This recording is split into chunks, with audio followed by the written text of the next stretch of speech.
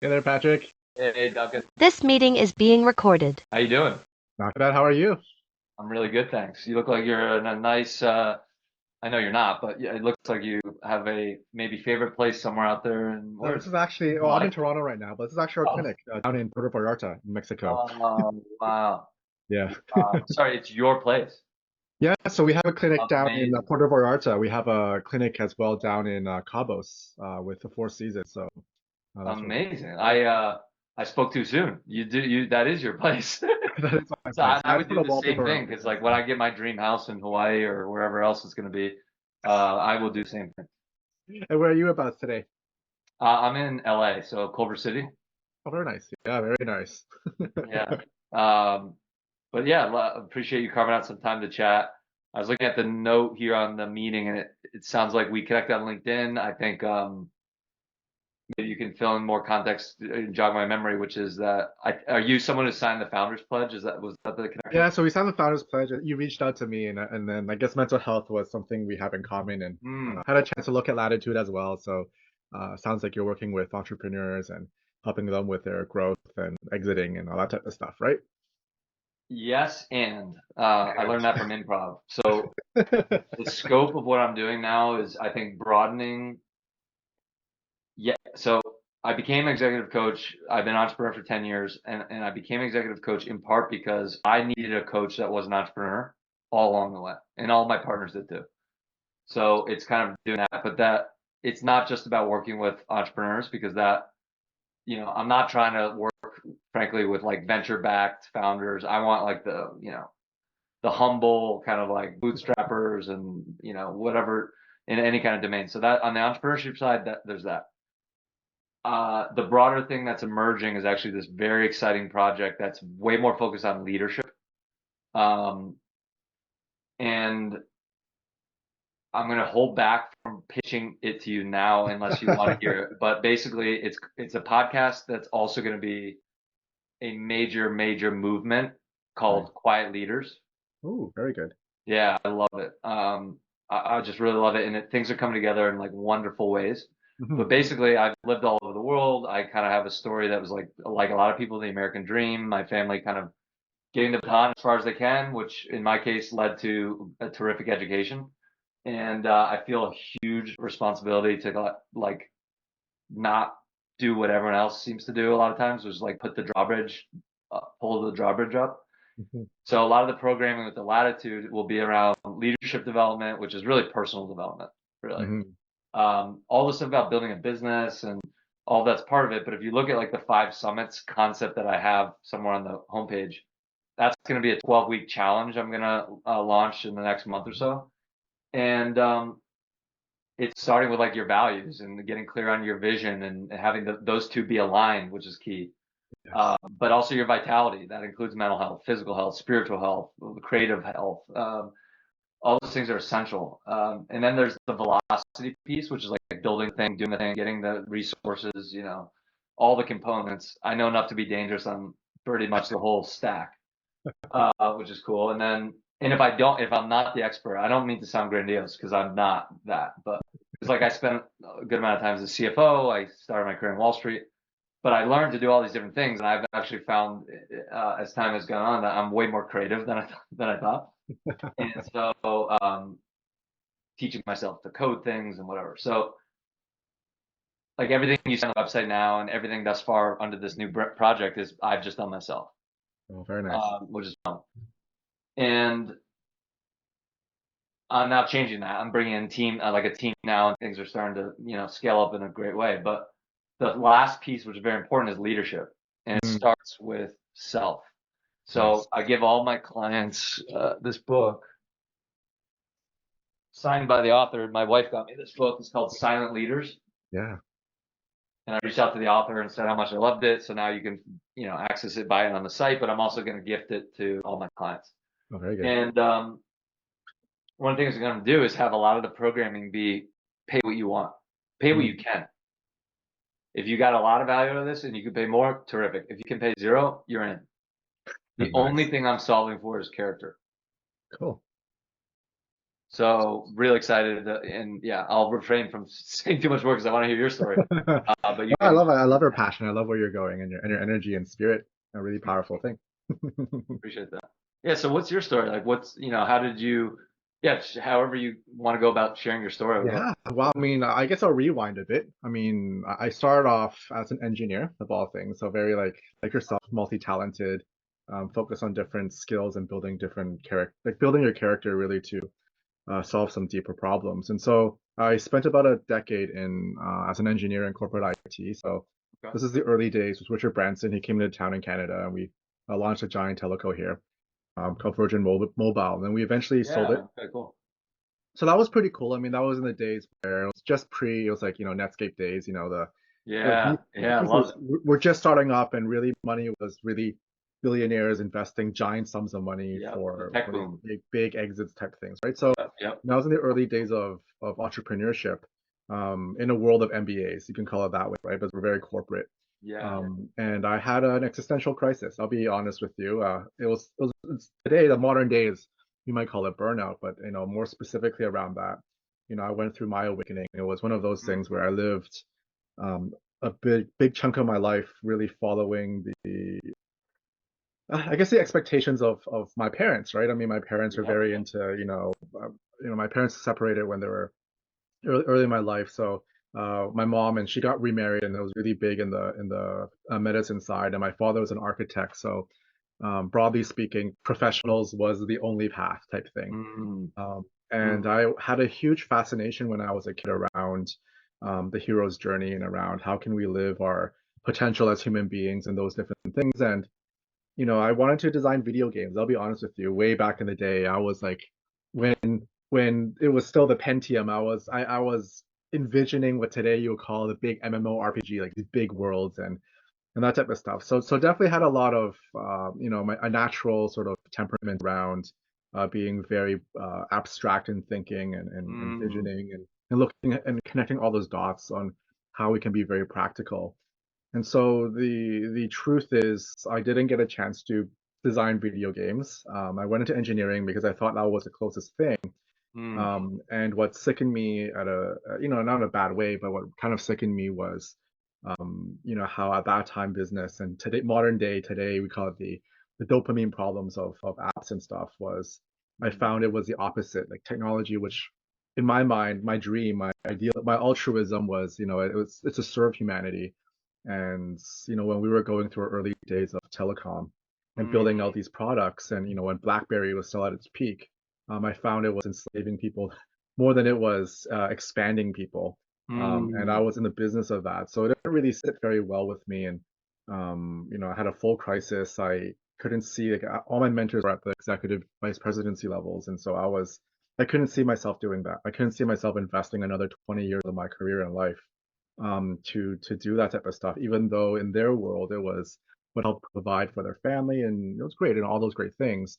And so I took a leap of faith and decided to ask a deeper question of, like, if I wanted to change the world in my way, if I wanted to, in a time when I didn't have values, I didn't understand values, let Yeah, alone we don't know. We don't get energy, taught this stuff. zero emotional intelligence. I was a pure engineer, pure left brain, and Mm. I just, leap of faith. And my thesis really was at that time was I wanted to understand passion, and I wanted to understand synchronicity. So those were the two Mm. things I was in a deep study with, and then introduced to, like, probably very similar to your journey with, like, values and alignment and expression of who you are and bringing spirit down and all those great things. So I spent my next decade in the field of human flourishing. So had a chance this year in LA, so in California, the SLM Yeah, Institute, it's and all around. I love. all the Deepoks of the world, right? The Chopras of the world, and so forth, Yep. and really began to deeply integrate and involve myself in not just the spiritual energy stuff, like the quantum stuff, that sort Love of it. the more contemporary version of esoteric teachings and hermetic principles, but really, like, what does it take to answer that question of to be at your best, right? Whatever that meaning is, whatever that purpose is, whatever that Mm. destiny stands for. And so I decided to go into, at that time, it was a world of social entrepreneurship, again in the time of MBAs. And so, a huge thought leader in that piece in Toronto, so in my little pond here, And so really started to move that forward with the big institutions here. And today I teach that at my college here in that space. Which But during college that, was it? pardon me? Which college was it? It's called Centennial College here in Amazing. Toronto. And so Very cool. I lead the, so it's kind of funny because that wasn't, again, it wasn't my intention. I actually launched the early days of this type of work in Ghana, in Accra. So I had a chance to work with the UN, the World Economic Forum, the British Council, and the team's still doing that today. And it was, again, my thesis around, very similar to, not the executive coaching piece of things, but sort of human consciousness expansion and development and those type of things. And the question I was answering was, where in North America, it was a lot about entrepreneurship at that time and how do you craft your own journey and make your own impact. But in a place like Ghana, for example, it was, how do I impact the causes and communities important to me? And in their context, they usually average around 3 to 4 kids, and the first kid would go to what we would call the higher education type narrative, but you have 3 kids then who wait for the elder brother or sister to carry the load, and that was unsustainable. And so it was looking at today what the British Council and the World Economic Forum calls the future of education for rural communities. I mean, that's their title. So we started to craft out a framework for that piece using the same frameworks I've learned and brought it in their context and had them roll in their story, their narrative, and that type of stuff through a framework and brought that back. And so that was sort of a big part of it, and started doing things like reinventing food banks and did some blockchain project with sovereign indigenous groups and royals and nobles, and that was really cool as well for a lot of what we call reconciliation here in Canada. But it's like how do we heal the planet in a deeper way? How do we bring stewardship and humanitarian and planetary growth in a very different way? So we launched a project there that was pretty cool at the UN. And then went full circle back in 2018-19. I never had thought I would ever even touch future work stuff ever again, because that had a little bit of a scar for me, right? I was still healing my and having come out of that and fully healed that really began to tighten my sort of call it a season in my career in my life right now where I'm looking at how do we end systemic burnout, not just in the workplace, but empower the way we work, the way we live, the way we grow. It's sort of my MO. And burnout is the theme that I'm navigating today. And yeah, so again, the strategy and my vision for the next 5 years is really amplifying a product category called burnout retreats. So this is exactly what we do. And using travel and tourism and as a platform or a vehicle for our mental well-being and mental health. And so it's relatively new. Not saying that travel and wellness don't go together outside of your yoga, go to a yoga retreat or something like that. But how can we sort of carve in medical tourism and well-being tourism and those things to help us be who we're meant to be? So sort of where I am today, and where I continue to grow and sort of move and shake, right? I love Richard Branson stuff. Yeah. Wow, Duncan, thank you for sharing all that. That's incredibly inspiring and wonderful. So, salute to you, because all of that is amazing. I have I had some similar experiences in my career that I would love to talk to you about at length. I'd love to have you on this podcast, actually, that I'm sort of going to be launching. It's going to be so amazing, and it's really a mission to do many of the things that you're talking about. So it's not about, I might make it a B Corp. It's not about making money. I might try to get endowed by some kind of East Coast backer type people that may really believe in the mission. And a lot of the things I care about, and I've been writing about this for a long time, and thinking about it and experiencing things around it, is, first of all, leadership is not the last thing. The real leadership, like the people I look up to, are not what I would consider to be the prototypical sort of leader that is like politician, the CEO of the whatever. Some of those people are terrific, don't get me wrong, but there's a lot that are not, I think, the best example of what leadership really is. Leadership, I'll give you a little tiny example. We recently sent our rug to get cleaned. Okay, so this is like a very random example. Some guy with, like, my wife met him, and he's got a back brace, and he's been doing this, cleaning Persian rugs for years and years. And he did an unbelievable job. Like, even when we got it new, it didn't look this good. And I'm like, that's a quiet leader right there. He's an entrepreneur. He cares about his craft. He might not even know the impact that, like, now I walk and see that carpet every day in our living room, and it makes me happy. So I want to have him on the podcast. I have our dog trainer, who I've been talking a lot about. So I'll not share the whole story here, but I'll just give you a preview. Is our dog trainer that I was lucky enough to kind of to hire and to have help me with our puppy, had a commuted life sentence in California. He was in Pelican Bay, maximum security prison for what you can imagine, not a good thing. And he turned around his life when he found out he had a daughter in prison, who was in the foster care system. And he's like, can't do to her what happened to me, basically. And I'm going to get my life together. So I'm going to stop doing drugs. I'm going to, clean myself up. He started the first undergraduate program in Pelican Bay. He started it. It started with maybe 10 or 12 guys forming a circle, each buying one book, because resources are, limited in prison. And so you're going to get one book, and we're going to share it and talk about it. And they started writing some essays that one of them, and I don't know, this guy's name is Woody. I'm not sure if he's the one who sent the essays, but they got sent to some professor up in the Bay Area at like a city college, state college, might have even been community college. And he read them, and he was like, these guys have stuff to say here. And I'm not sure the authorities, powers that be, and see if I can help legitimize what they're already doing by their instincts. Right? They had been doing it for a couple of years. They didn't come I don't know. You told me where you went to school. I went to school in Virginia. And I have, we benefited from the rubric of my curriculum and just like people with PhDs and all this stuff. They didn't have that. They didn't have the thing I had in Connecticut, which was boarding school it was like a Harry Potter school. You wear a jacket and tie. And I recently visited that school in Connecticut for the first time in 15 years. And I was like, this is education. Like world class. But I also felt and kind of unease that I've always felt, which is like, in the case of my high school, there are literal 10-foot walls around it. It's actually a great school, and they integrate with the community, and it's actually going to become part of this new podcast that I think I'm going to collaborate with them and do some cool things. One quick review of the idea I'm going to run by them is like a United Nations type summit of leaders, quiet leaders.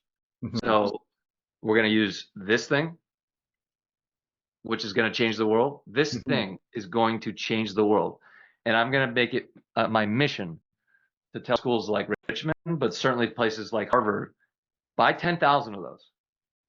Send them around the world on scholarship for people who can't make it to campus because of different constraints, most of it having to do with money or family things or any number of things. A lot of people around the world maybe will have 2 jobs while they're trying to study and be a part of the Harvard experience. But there is no excuse. They've been building a $50 billion endowment for 350 years. This whole idea of like I was a beneficiary of that system, and I saw the power structure go right from the highest levels of Wall Street and corporate America, right through, I would say, starts at the grade school level in the private schools that I went to, rises up there to the prep schools. In a lot of cases, certainly in New England, it's a big thing. Like JFK went to the school 30 minutes on the road. Very, very storied kind of American names.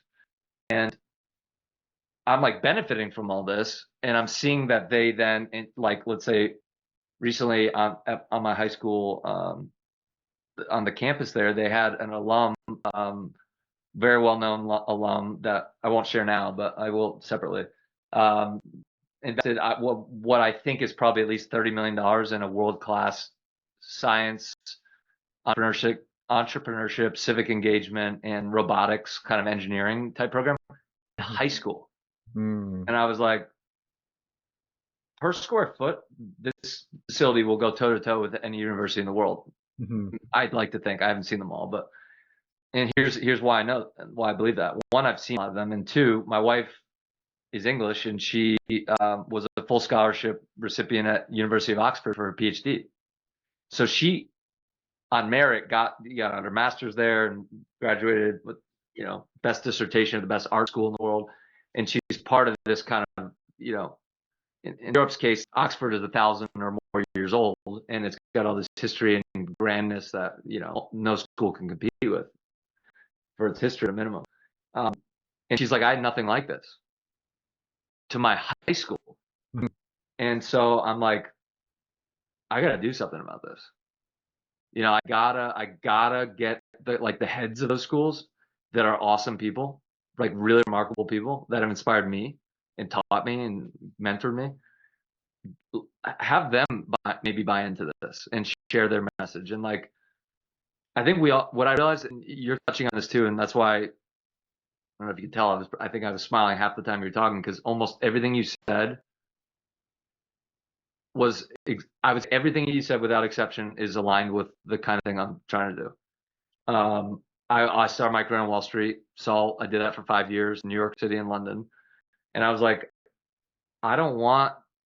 this isn't for me.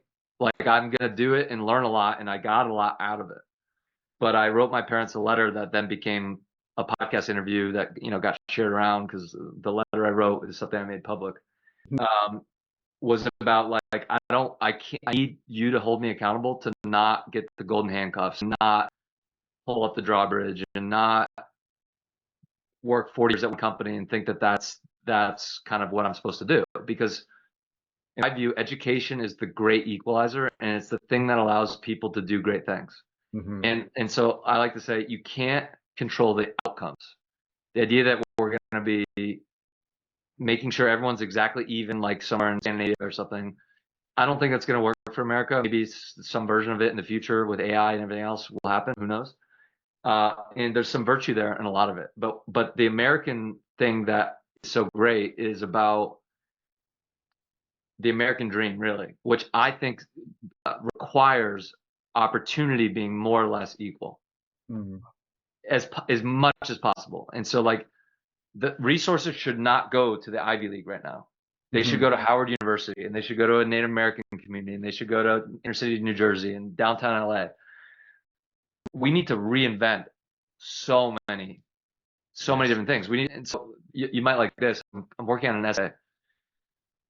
And I have a feeling you probably will know this term, but have you familiar with the term intertidal? No, what's intertitle? Okay, you're gonna like this. Yeah. So there's a great YouTube chat, and I'm telling a lot of people these days, pin your mind anything that you want me to send the link to, Okay. because there's gonna be a few things I could follow up with that will just kind of let you look on your own time some of this stuff. So there's a lot of times I like exploring stuff on YouTube, like there's a channel called Big Think, and they get these like public intellectuals that, in this case, it was like quantum physicists, mathematicians, futurists, people that study history and culture and philosophy and economics and all this stuff. And I watched it when I was in England for the holidays, and I felt much more optimistic than I did going into it. And the way where my head's been, I don't have kids yet. My wife and I don't have kids. And one reason is I feel like the world is not necessarily a great place right now. Even though a lot of people will argue, and it's right, that we're better off than anyone's ever been. That's true. However, there's school shootings. There are, intense social issues that are unresolved. There is increasing inequality. So it's like, if you're going to have a kid, well, if you need to get them to the best schools, like, it's $1 million a kid. Seriously. As an example. So in any case, they make the argument that we are now in an intertidal moment. And an intertidal moment is something that comes from the ocean. So intertides mean it's neither fully of the ocean nor fully of the land. It's the intertides. So it can come in very fast and it can whip out very fast. So I don't know if you surf or whatever you're doing in the ocean. I'm sure even if you're just Tides. the tides, the rip tides. Yeah. So even if you're a school of fish and you're closer to the beach and you're not paying attention, so to speak, in the school, you're going to get smoked. You're going to get burned alive in the sun. And so you got to pay attention there. But likewise, if you're a mammal and you're looking for a little crab or something and you're not paying attention, you can drown. So these are very rare moments. Maybe not in the case of the ocean per se, but maybe in a relative sense, they're rare for the ocean. But they, in the case of the analog that they made with our place in the world today in 2024, they're basically saying that we're out, and I'm going to give you some context as to what they mean. So they give the example of like the agricultural revolution. That was the beginning of many, many things to follow, but there's certainly the before agricultural revolution and after. And it led to trade, commerce, specialization, cities, money. Money was always around in a way, but it used to be like big, heavy rocks was the store of value. And then it became coins, and the Romans had their coins, and you had, basically every society over time has found ways to trade. And that, indigenous communities might have traded a sacred, could be a headpiece or a feathers or, whatever, and beautiful blanket of some kind. Like that could have been valuable. And of course it still is. And so that's one example. The next would be the scientific revolution and the Enlightenment. So that led to the printing press, which is dramatic in terms of the exponential increase in knowledge that wasn't exactly lined up with what the Pope and what the King said. So for the first time, you had people challenging all of that, and also philosophizing and thinking about, wealth of nations kind of thing. Thinking about different types of religions that now we're going to break in sex. I didn't mention, but I should include the death of Jesus Christ. I would say is it also an intertitle, and it's not because of the religious piece, other than to say we're in the year 2024, which is 2024 years since. So we can all agree that was, Jesus Christ was crucified 2024 years ago, according to all the Bible and everything else. So we agree that that's important. Back to the Enlightenment. The scientific revolution leads to more tools, more scaling of all the things that are coming from agricultural revolution. Leads to advances in science and medicine, and again, a broadening of the economy in terms of specialization. You could become a craftsman using different types of tools. Then came the Renaissance. The Renaissance was more as a spiritual extension of the scientific revolution. Da Vinci, Michelangelo, all the great, many of the great novelists that were writing incredible things. Shakespeare came. Let me get my time right. When did Shakespeare come? Shakespeare came, I think, I'm not going to say because I'm going to get it wrong, so I should know this. But in any case, that kind of creative expression that was kind of spiritually attuned. I like to say, like, look at anything Michelangelo or Da Vinci did, and then tell me that they were not somehow spiritually attuned. Somehow. Like, he's not pulling stuff out of his hat. The Vitruvian Man is that. And so I'll fast forward because I know we're tight on time. Do you have a heart out right now? No, go ahead. Continue what you want to. Okay, like 50 minutes or 10 minutes. Then comes the Industrial Revolution. The Industrial Revolution allowed all the things that were otherwise going on to be amplified. So that is then the military complex. Now, wars are now going to get much more severe. The Henry Ford line of production. Now we're cogs in a machine, and we're producing. All of the 20th century was taking that to the extreme, and we're still doing that. We're producing things in such high volumes and such great scale that it's like the machine. That impacted education. Education was preparing people to be put into the machine to be a cog that produces a widget, whatever that widget is. It could be a service, could be a product. So you go to the best school, you go to law school, you do the thing, you're part of the system. Then the technology revolution started taking off in really the mid 20th century, but certainly a little bit before that. The telegraph, the internet. Internet came later. Telegraph. Later the phone, the television, the fax machine, the internet, email, the cloud, social media, and now AI. So I have an article on my blog about the exponential growth curve of knowledge, which is happening right now, and I'm sure you know well, the singularity thing everyone's talking about is like for like millennia, there was no real movement in knowledge, and then the printing press, step change, and then the internet, step change. Now AI, this thing's now training itself. We're not that far away. I wouldn't be surprised if it's this year that we get to a place where that thing is the AI revolution will dramatically change everything we can imagine. But I left that viewing experience, so to speak, with optimism, because I realized that there's always good and bad. There's always vice and virtue. There's always good and evil. Every Disney movie has the hero's journey, right? The Lion King, this thing I painted behind me. In middle school, I painted that, and I really love it because it's like I finally understood what the Lion King is. It's the hero's journey. Scar and the hyenas are the foil. They are the vendetta. They're the politics getting out of control and losing the script, and over the capitalism to an extreme. Not letting things regenerate. Not being in touch with the actual bigger picture here, which a lot of these guys will say, like, zoom out. Let's zoom out in the universe and see how unbelievably tiny we are, and then let's just make sure we keep that in mind every so often. Love it. Yeah, I mean, I guess do you follow very closely with the World Economic Forum and their work and the networks there? I don't follow it closely, but funny enough, as you're saying that, the letter I wrote my parents when I was on Wall Street mentioned the World Economic Forum. I'm pretty sure.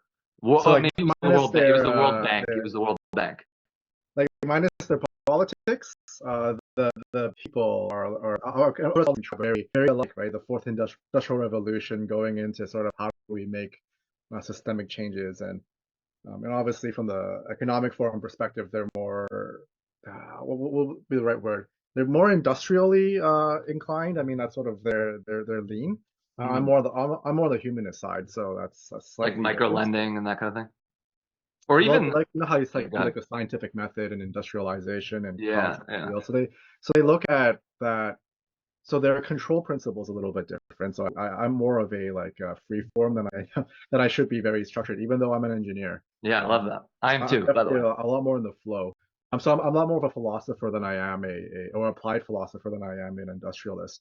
But their thinking and their mobilization and their resources are incredible. And this year, a lot of what you've said since the fourth industrial revolution, and they went into the Great Reset was sort of last year's big thing that got everyone upset pretty much. And then this year is about the poly crisis. I don't know if we're following that, but it's very in line with your intertidal metaphor, because the poly crisis is at the extremes of what do we do with all this geopolitical instability we can't control.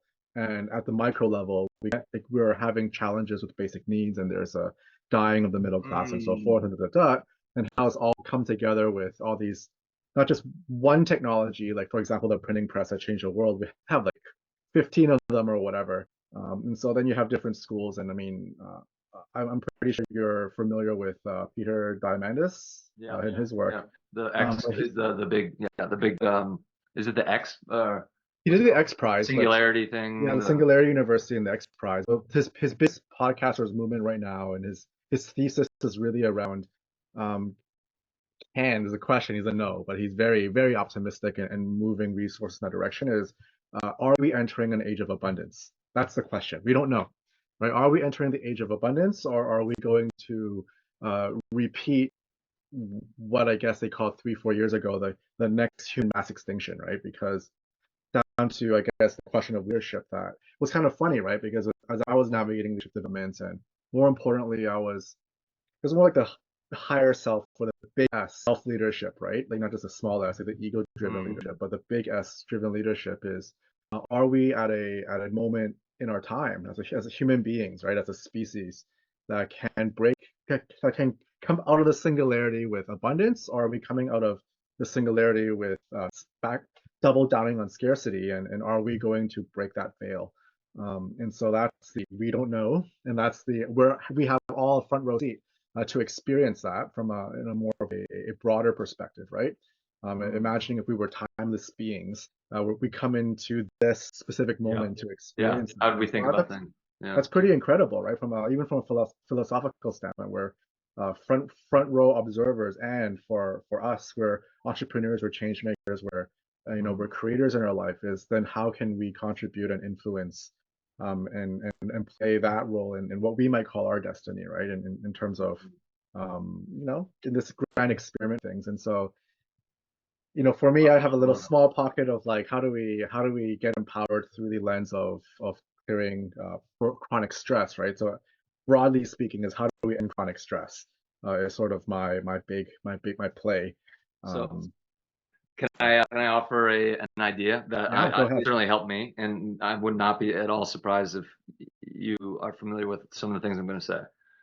When I was burnt out, my last startup was very difficult. It launched in the pandemic. It was a personalized pet food, so it was technology, physical products, supply chain.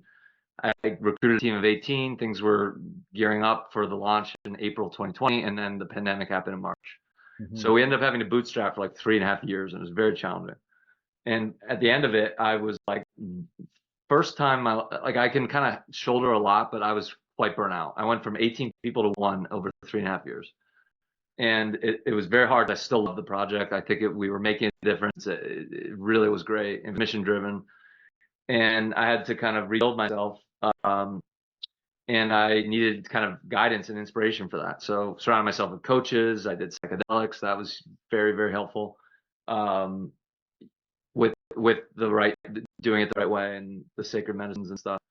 But I came across a book that I don't remember the author's name often, but the name of the book is called Play. Okay. And Tim Ferriss's assistant of many years got so burnt out in the process of some kind of book launch or an event or both, I think, that he had to quit. And he had been his assistant and a teammate for many, many years, and he couldn't. His health and stuff were kind of taking a dive. We've all been there, where it no longer is just mental, it's physical too, and it's not just physical, it's emotional and spiritual and the whole lot. So that kind of crucible is like the thing that I think is like you rise from the ashes to that. But that the book Play gave me some tips about how he got through it, and it was around he started doing things that just brought him joy, that were play. So it's like we forget this as adults, that like, what do children love doing more than anything? Playing. What do pets love doing more than sleeping? Play. My dog is obsessed with play. So whatever that means for you, in his case, he recommended a few things. One of them was, um, instead of taking like a coffee meeting, like sitting in a chair, why don't you go toss a baseball at the park and have a chat with someone? That's an example. Another one was, so I started playing tennis, and I met a ton of people doing that, and I love it. It's like my favorite thing now. I started doing rock climbing. Never done that before. Everyone's got this list at the beginning of the year. Oh, this year I would just love to do that thing. I just started saying yes to all those things. And I was like, I'm going to sign up and try it. I did pottery. My parents shipped me my saxophone, which is over there in front of me, that I haven't played in 20 years, started playing that. And then the big one, which is I think the thing that I'd love to chat more with you about, is improv. Improv is an unbelievable secret sauce. It changed my life in dramatic ways. Everyone that is a part of it, it's not just people that want to be actors or comedians or whatever. In many cases, not. I would say maybe the majority of people are not in that category. Somewhere like LA, it could be a bit intimidating to think that anyone here has been training for improv for decades. It's not the case. So they really welcome and embrace first timers. And I had to, what's so great about it is like you leave your ego at the door, because anything goes in improv. The only thing that doesn't go is hurting someone. There's basically nothing you can do or say that would not work in improv. And so the pros will, whatever you say when you're starting out, they will work with it. So they'll work with it, and then there's no shame. It's just kind of like it moves around and jumps, and it's a creative expression that's just like an artist. And one of the guys I'm gonna have on one of my most important podcasts coming up is the founder of Improv for the People in LA, and he's a wonderful, wonderful man. He's 50 years old, just really special guy, and he told me some unbelievable stories that I would love to share with you in due course, but I'll just preview this by saying a charity asked him to get involved in a third world country, helping with tribal conflict and also teaching English. And it was so successful.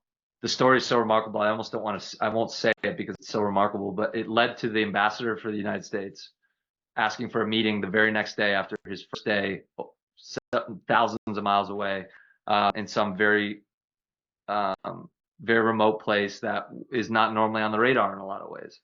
And he had an hour and a half meeting with the ambassador of the United States, and they were like, what you're doing here is incredible. So I'm on a mission, not just to help tell his story and promote what he's doing, because he works with companies too, like Google's a client and Snapchat and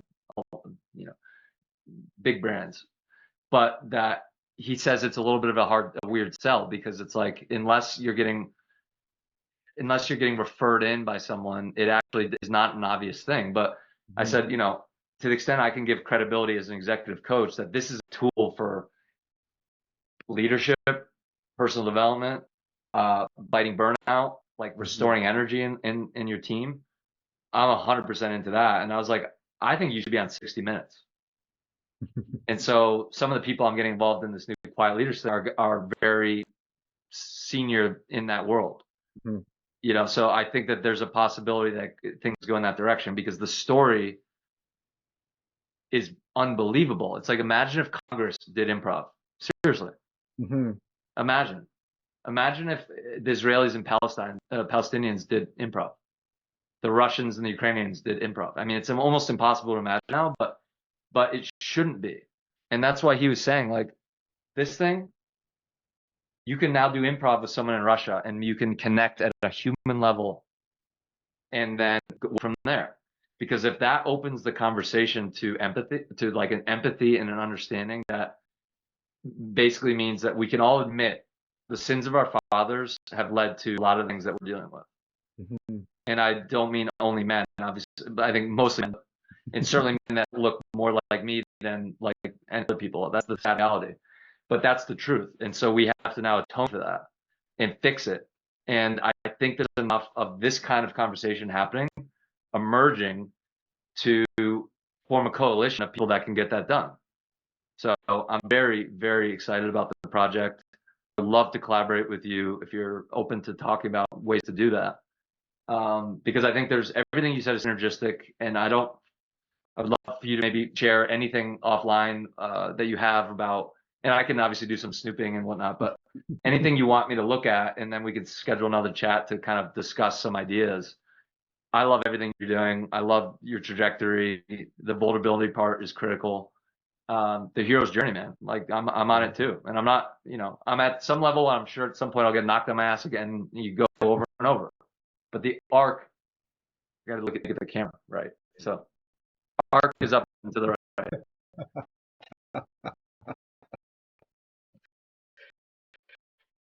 Well, definitely. So our next conversation, perhaps as you are crafting your podcast as well, would definitely love to share. I just was any a big proponent of my work is co-release work. And so, as an example, from a clinical lens, we can treat PTSD in about 5 minutes. And so from a mental health lens, that's great. From that's great and stuff, we help you re-regulate very quickly. But what I found profoundly game-changing in my work and having burnout, right, is we use that all the tools and mechanisms to who you are and be, and you can start really move mission, especially for a lot of obviously I tracked not just entrepreneurial group, but social change agent groups, right? And so how do we get movers and shakers to really get onto their path and clear up, and one of the big areas I spent last year and this year in is actually, I want the word reform, rejigging psychedelics, right? So I spent a lot of time with the biggest thought leaders in psychedelics, because child getting in psychedelics is what used to be very sacred and very I'm not saying it's not updated to a modern time, but definitely, a lot of these sacred plant medicines weren't used for us, where we actually traumatize ourselves and are going into these rituals. And so if you talk to like the tradition, so usually writes of passages, right? The Bogas, ayahuasca, the world are always passages, so coming in with a very damaged, very wounded soul coming in, and it can cause a lot of problems in the astral planage. Then medical science scratches their head like, oh my God, this guy's going psychosis and going naked and afraid what's going on. What we're learning is how do we take esoteric work with modern day science, which is sort of a lot of my work in the clinical space for release work, and then doing what they would have called deep clearing, right? So back in the traditions was, I'm talking about even ancient Hawaiians went to war. They come back with PTSD. They came back and they were healers to make sure we're back on the path. And so the modern day version of that, which is a lot of the work that I'm really passionate with, is setting the stage in the ground to make sure, for example, from burnout, a lot of what they call or some like works and stick across life situations. And how do we get into really level healing, which is really powerful. And then a few things happen. One is like now me and ketamine in my practice, because that really helps to expand down to what unity consciousness is, how to connect to God, and in a non-dogmatic way, in a very exactly. I'm with you 100%. I've had the same experience. You got to experience that, and then how do you express that in your current like modern day practical lifetime in something that's very down to your coaching, right? Into your pillars, right? How do you, you're a entrepreneur, how do you then build a business from there? How do you then raise a child from there? How do you then build a school from there? How do you then teach from there? Or how do you then fill in whatever your natural you call it destiny or a skill or natural talent or meaning or fulfillment that aligns to you. And so there's so much in that space that we can explore together that I would love to share, especially from a quiet leadership perspective. Yeah, no, and I love that, and it's super interesting to me. Like, Tim Ferriss is one of my heroes, and one of the main causes he supports is Hopkins studies that he's really taken on and as a leader to help that along financially, obviously with this platform and other things. And you listen to Tim Harris and you listen to Huberman and some of these guys that will talk about the science behind it. So I think you're right. I think it's the fusion can happen, and I believe it should happen, but that we need to destigmatize them, because like I healed my ADD. Well, I'm still a little bit scattered, but my ADHD that I've had since sometime in high school, which I think was in a way a trauma response that I didn't know how to deal with at the time. I kind of healed through psychedelics. Like I don't even need, like I don't take medicine regularly anymore, and don't really need it. And I also learned that, for example, ADD is not a problem if you're interested in the thing, and it's actually a superpower. Yeah. So that now when you see the crisis of all the people being like, oh, I have ADD and I can't focus, it's like, well, there's some other things going on there that you need to get to the root of. And my experience has been unbelievably insightful. And each time it's grown, it's built on the thing that I needed to learn. And 4 months ago, whatever, I had like my first ego death, which was itself its own thing. That was wild. There's a organization called Psychedelic Passage that helps connect people that wanted to do it the right way. I'm not someone who does recreational ever dip toe in any of that in college or otherwise. And so I was like, I got to do this the right way. And I found an unbelievable coach. I was paired with her. She's like one of my best friends now, and she's just so wonderful. And like we did it, this is sacred. She came to my house the full day, 6-7 hours. The music, the incense, the various the candles, the flowers, like the whole thing. And it was like, this can really help people. I mean, just from my own experience, it changed my life. It completely changed how I thought about so many things. A lot of it's consistent, I would say, but it showed me my shadow. It showed me we'll get into it another time because there's a lot there, but I learned a lot, and I love that you're into all those things. I have tried ketamine as well with Bloom or something like that, I think it's called. Yeah. So I tried that. I like psilocybin more, but to their own. At some point, maybe I'll try ayahuasca. Who knows? But look, in California, people talk about this stuff all the time, and everyone's doing it, and it's really leading to a lot of breakthroughs. And the last thing I'll say in terms of the way forward is that I don't think this is only like leaders here's what's really interesting. The people I'm inviting to the podcast who are quiet leaders do not think they're leaders, but I know that they are. Mm-hmm. So that itself is very interesting. But the reason why I'm saying that is I think everyone can be a leader, and that's not like a something, you know, one of those you know, corporate board things, you know, that thing, like the thing in the lunchroom or something. It's actually true. It's like children become conditioned to be, and things that gets passed from their generations of their parents and other things. That all has to get resolved because there's a lot of trauma over many years from everyone, every immigrant story, every ethnicity, every country, you know, going all the way back to the beginning of humanity. There's a lot of trauma, and that historically there was a tribal way of dealing with that, you know, in a sacred way. And then we lost that, and you know, most of what happened in the 60s and 70s. But this is all very exciting. I can't wait to continue the conversation. One last thing, not to be on the spot, but I so enjoyed this chat, and this has been recorded. Would you mind if some versions of this get clipped? And I'll share it with you first, but get clipped into some stuff that we can share on social media? Maybe I should have dressed a little better, but yeah. No, you look great. Especially if you want to use the quotes and stuff, it's very useful as well. Happy to do so.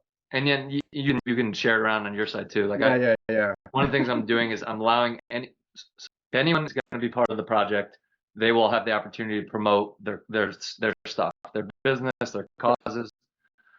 You know, you're an awesome guy. I'm really happy to connect. So thanks a lot. Cool. Let's reconnect and